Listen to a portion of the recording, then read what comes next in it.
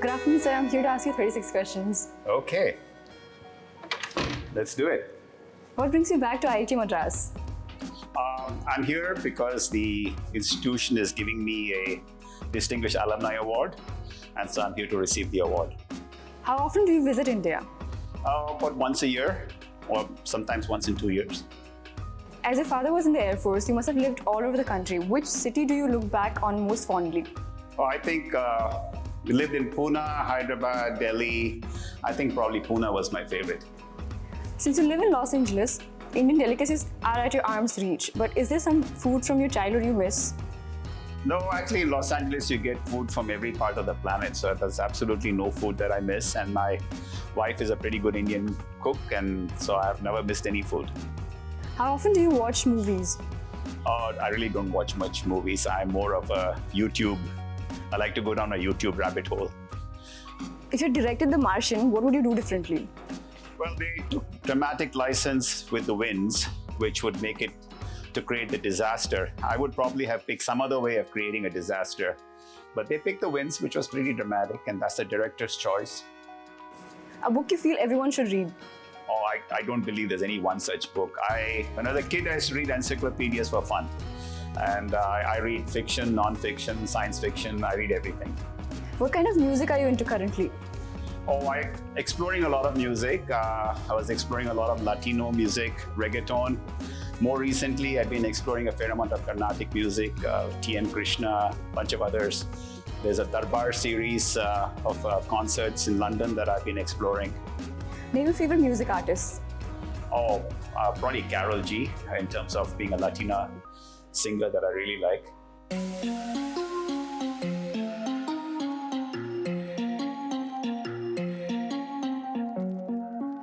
What is the first thing you do after waking up in the morning?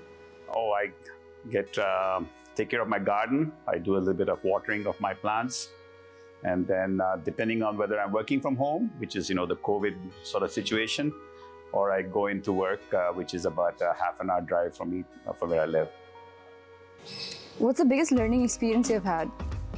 I think everything. It's been a long journey through IIT, through my master's and PhD program, through my years with NASA, JPL.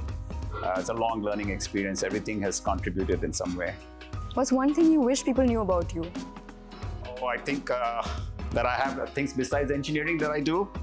I'm a backpacker, a hiker. I do those kinds of things. What's the best piece of advice you've received? I don't remember any particular piece of advice. I think, no, I don't have any such nice little one-line advice that I can give to anybody or that I received. Over the years, people have been supportive, encouraging me in various ways, so it's no one particular thing. Which hostel were you in while you were at IIT Madras? I was in Ganga. What is your favorite Mardi Gras moment from your time? I think they had a lot of good music programs and things and skits and things at the open air theater. So those are fun to always go to and listen to. How come you didn't opt for aerospace engineering initially? There was no such thing really as aerospace engineering in those days. We had mechanical engineering and electrical engineering and those kinds of things. Aerospace engineering has been more of a recent, I think, curriculum thing in the last 40 years. It wasn't there in my time. Highlight of your time at IITM? Highlight, I don't know, everything. We were here for 5 years.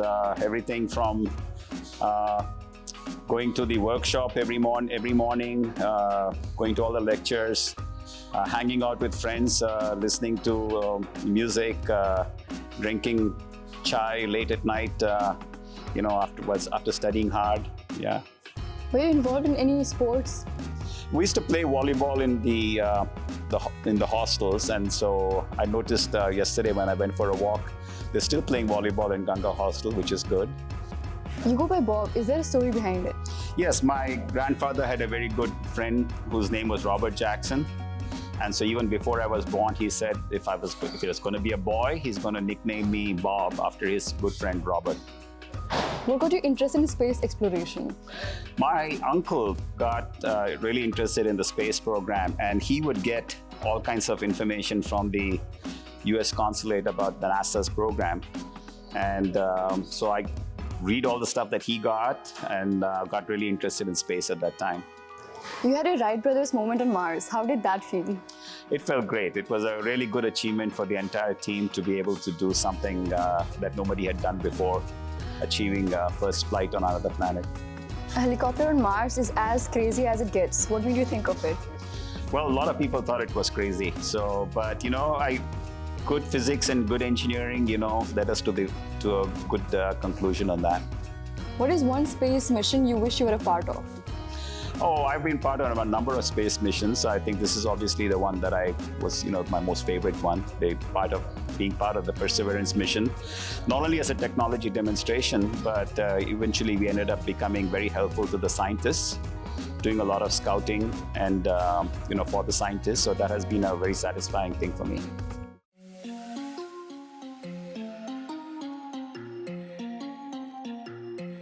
When you're not working on rovers, what do you like to do?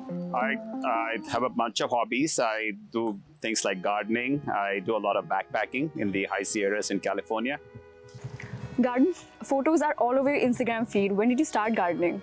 Oh, I've been doing it for a long time, but since the project has sort of come to a point where I have more time available, I've been doing more gardening since then. You mentioned that you're into hiking. What's your favorite trail?